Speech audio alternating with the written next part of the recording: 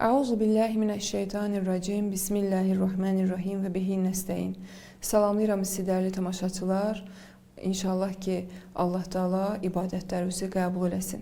Bugün Ramazan ayının 7-ci günündə sizin üçün 7-ci ayə haqqında, yəni günlərin sayı ilə hər gün bir ayə olaraq bugün 7-ci ayəni sizə təqdim edəcəm. 7-ci ayədə də təqribən Ramazan ayının 1-ci günündə danışdığımız mövzu barəsindədir. Yəni düşmənşünaslıq. Hansı ki biz qeyd etmişdik ki, hətta Allah Təbarək və Təala Adəm əleyhissalamı ilk yaratdıqdan sonra ona düşməni tanımağı öyrədir. Yəni Qurandan ayəsini də təqdim etmişdik. Eləcə də 7-ci cüzdə Maidə surəsi 82-ci ayədə biz bugün necə yaşamalıyıq, necə əməl etməliyik, düşmənimizi necə tanımalıyıq və hansı işləri görməliyik deyə qeyd olunur. Euzu billahi mineşşeytanirracim. Bismillahirrahmanirrahim. Lətəcidənnə əşəddənnəsi ədəvətən lilləzīnə əmənul yəhudə vəlləzīnə əşrəku. Allah Taala buyurur ki, şübhəsiz insanların iman gətirənlərə qarşı düşmənçilikdə ən qatısının yəhudilər və müşriklər olmasını görəcəksən. Peyğəmbərə buyurur.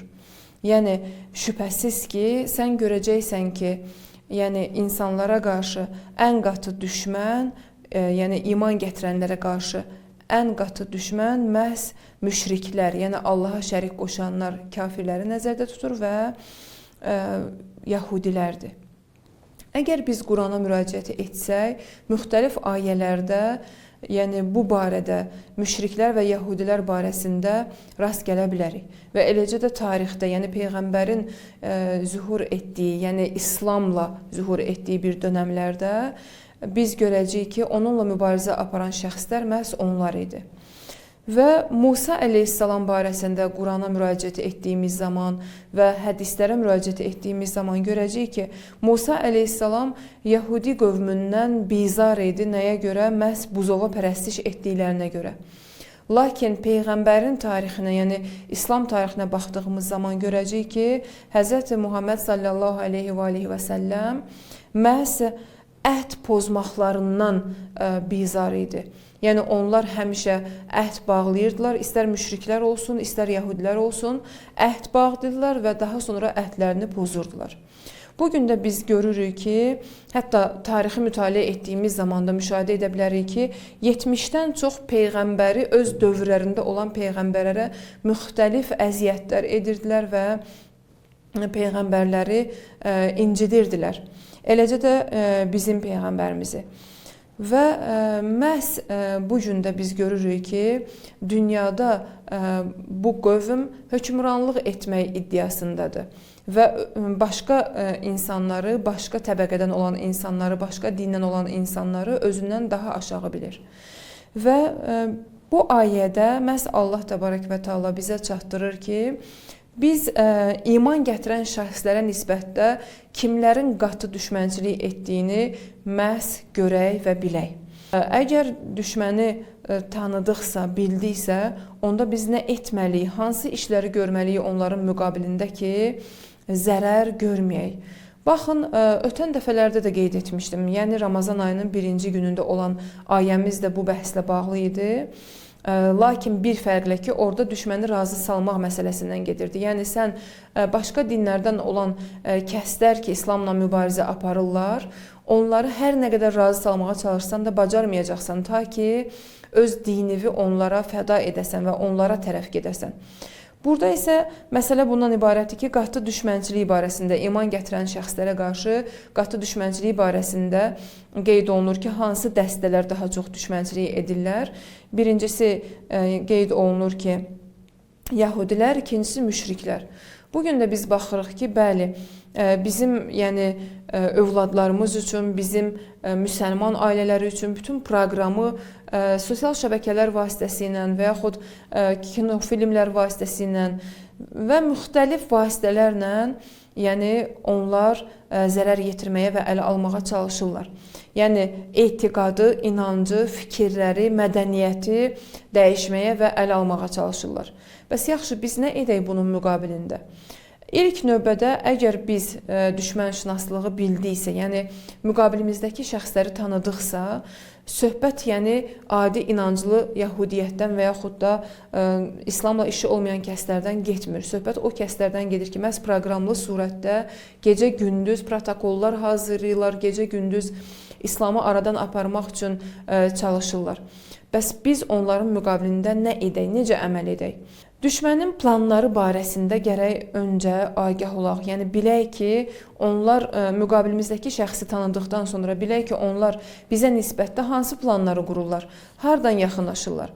Məhz bugün bir qadın olaraq əgər qadınlara müraciət etsə, görəcək ki, hətta onların özlərinin, yəni yazdıqları kitabda, öz təcrübələri, xatirələrində belə mütaliə etsə, görəcək ki, məhz onlar cəmiyyətdə azğınlığı artırmaq üçün müsəlman qadınlarını, İslamda olan qadınları birinci yoldan çıxartmağa çalışırlar. İlk növbədə bugün əgər biz dünyaya baxsaq, görəcəyik ki, feminizm cərəyanları ilə qadınlara təlqin edirlər ki, evdarlıq pisdir, məsələn, ailədə həyat yoldaşına itaət pisdir, bu kimi şeylər və övlad yetişdirməyi, nə bilim, xidmət göstərməyi ailəyə, İslamın yəni buyurduğu bir çox şeyləri yanlış çatdırmağa çalışacaqlar və çalışırlar da. Və hətta deyərdim ki, bu zəminədə çox da müvəffəqiyyət əldə ediblər. Məhz bərabərlik adı altında feminizm cərəyanı ilə qadınları, İslamda olan müsəlman qadınlarını evdən kənara çəkməyə çalışırlar ki, qadın məhz evi tərk etsin və yalnız və yalnız çöldə kişi kimi eyni bərabər şəkildə çalışsın, işləsin, iş yerində olsun və evdən uzaqlaşsın. Əgər bu işdə müvəffəq olsalar, sözsüz ki, bir çox şeyi əldə etmiş olacaqlar. Eləcə də bir çox İslamın qanunlarının əleyhinə gecə-gündüz proqramlar qurur və əks təbliğlər aparırlar. Bəs deməli, biz agah olmalıyıq ki, qarşımızdakı şəxs kimdir və hansı planları qurur və bizim qadınlarımızı həyadan, iffətdən uzaqlaşdıraraq hansı işləri görməyə çalışır. Sözsüz ki, əgər belə götürsək ki, qadın evin qəlbidir və o qəlb zərər görsə, qadın evin döyünən ürəyidirsə, döyünən ürək zərər gördüyü zaman sözsüz ki, bütün bədən zərər görəcək. Bu yüzdən də bir qadının, yəni azğınlığa düçar olması, çirkaba düçar olması məhz bir cəmiyyətin çirkaba düçar olmasına səbəb olur. Çünki gəlin qəbul edək ki, qadın evdə böyük rolu yəni təşkil edir, böyük rolu ifa edir. Və məhz qadın əgər evdən kənarlaşsa, övladdan, ailədən kənarlaşsa, bir çox planları sözsüz ki, öz yerini tapacaq. Və biz o planları bilməliyik, onun müqabilində addım atmaq üçün çalışmalıyıq. İkinci nöqtə budur ki, düşmənin mənfi təbliğləri qarşısında müsbət təbliğlər hazırlamaq lazımdır. Yəni, İslam dəyərlərini dəstəkləyən hər hansı bir şeylər varsa, onları dəstək olmaq, kömək olmaq, paylaşmaq və yaxud da bildiyimiz hətta insanları məlumatlandırmaq və maarifləndirmək lazımdır. Və çox halda da düşmənin işi bundan ibarətdir ki, İslamın həqiqətən qadının və insanlığın xeyrinə olan qanunlarını kölgə altında saxlamağa və ləkələməyə çalışırlar.